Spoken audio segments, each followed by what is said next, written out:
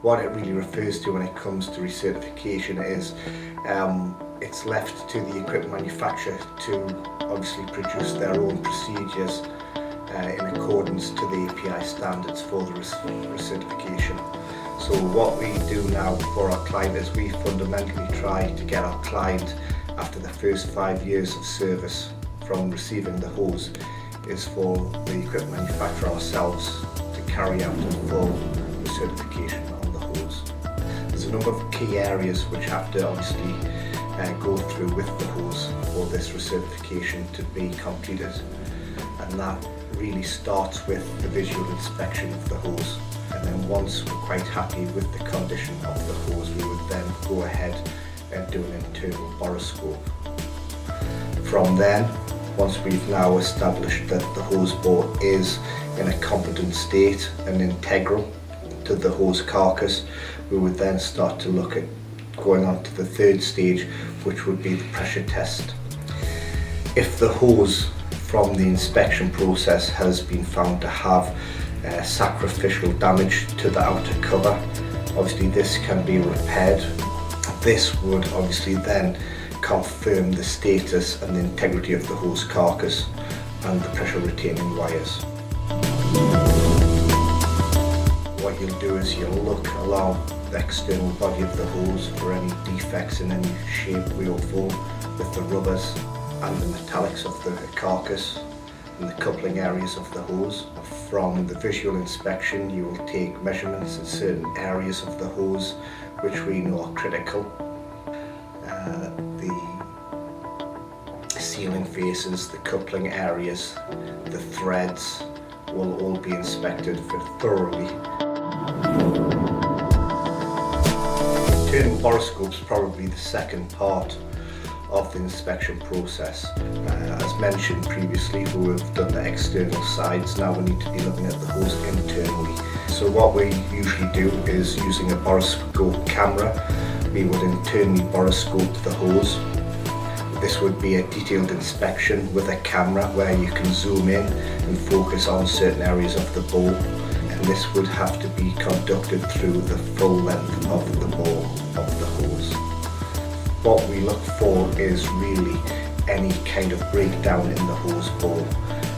Hoses do have a tendency sometimes to collapse due to being depressurized very quickly in a certain amount of frequencies, being pressurized, depressurized, having maybe hydrostatic pressure on the outer surface of the body, very aggressive mediums like hydrocarbons flowing through the hose bores.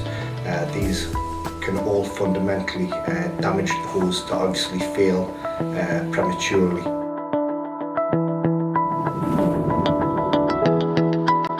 The pressure test of a hose for the third API standard, which is API 17K, this would be a more thorough pressure test which would actually last 4 hours. What you'll have to do is you would obviously have to clean all threads and sealing surface areas, make sure they're clean of grease, any dirt or burrs. You would obviously have to use the correct seal rings and the correct rubber gaskets which were appropriate to obviously the coupling or the flange or the hammer lug union. You would need obviously the test blinds or the clamps or the required studs and bolting for flanges, and then you would obviously connect these to the end of the hose. Reconnect the test line from the test pump to the hose through the blind and then secure it to one end of the hose. At the other end of the hose, while it's open, we would obviously raise that end slightly, and then we would pre-fill the hose so that the hose body was full, the bore of the hose was full of water. We would then obviously fit the second test cap or test blind to the coupling, which would then obviously raise it back down in a horizontal position. I would like at this point to just point out to you that it is always the best principle and practice to obviously pressure test the hose in a horizontal laid out position. Obviously you need to go and double check that you have lined everything up correctly from the test pump. So from the test pump you would have a test line coming from the high pressure output of that test pump to either a T-piece or an A-frame manifold.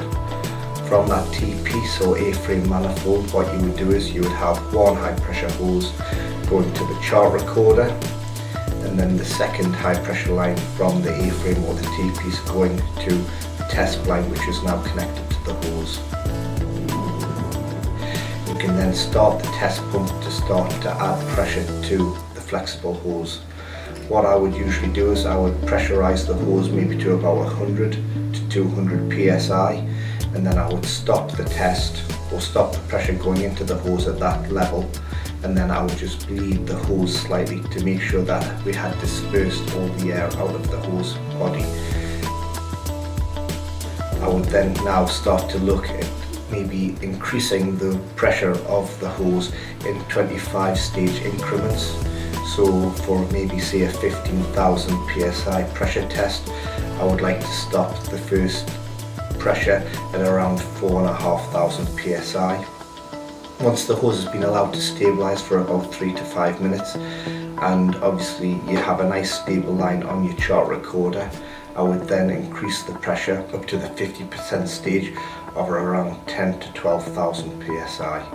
This would then allow the hose to obviously stabilize further by obviously more expansion, more elongation of the hose, and it's allowing the hose to uniformly become unique to the pressure within it.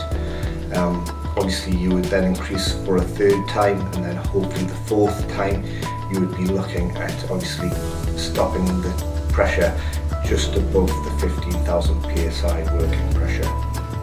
We are able to work within a tolerance for pressure differentials of between plus or minus 2%. Once you had obviously confirmed that the hose had been tested at that pressure within the tolerance, you would be looking to bleeding down the pressure to the hose's working pressure and allowing it to stabilize and settle for around 10 minutes.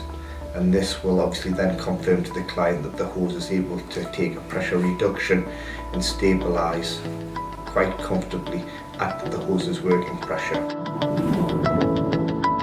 To conduct the repair, what we say you have to do is obviously where there's any maybe loose rubber outer cover, we would say cut that away. And where the damaged area is, you want to be creating a nice clear chamfer around the area of the damaged area. Repairs can be carried out to the hose right down to the pressure retaining wires. If the pressure retaining wires are exposed, we would still say that the hose is repairable. You should use a wire brush to vigorously aggravate the rubber and any fibres which are around that area. It will give a nice rough texture for the epoxy resin to adhere to. Obviously you need to be doing this right the way along the damaged areas of the carcass of the hose. You should be looking to degrease these areas very, very well. You need to use a degreaser like paint thinners or any other kind of degreaser which will evaporate and will not leave any kind of residue whatsoever around the damaged area. What I would do is I would get some kind of ducting tape, and I would just put the ducting tape around the areas where the hose has been damaged. So you create little windows with the tape around the damaged area. What you have in the Belzone repair kit is something which we call a conditioner. This is again a liquid, and what it actually does, it has a chemical reaction with the rubber. You need to apply this to the damaged areas, and this will allow the rubber to start to become tacky over a process of about 5 to 10 minutes. Then you should be looking at mixing the 2-pack resi. What you have is you have a base and a solidifier. The two very, very different packs, sachet packs. One will be green, one will be blue, and what you need to do, you need to make sure that you mix all of each packs very carefully and very, very well. You're looking at probably a 2 to 5 minute window before it becomes unworkable, this resin. So you have to work quickly and effectively along the hose body.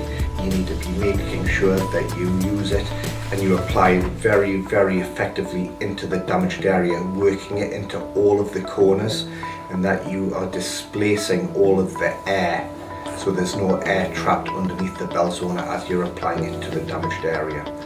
It's then I would be looking to use a standing knife very carefully, just cutting on the inner side of the ducting tape, and then I would remove it away, obviously leaving the nice square repairs around the damaged areas of the hoses.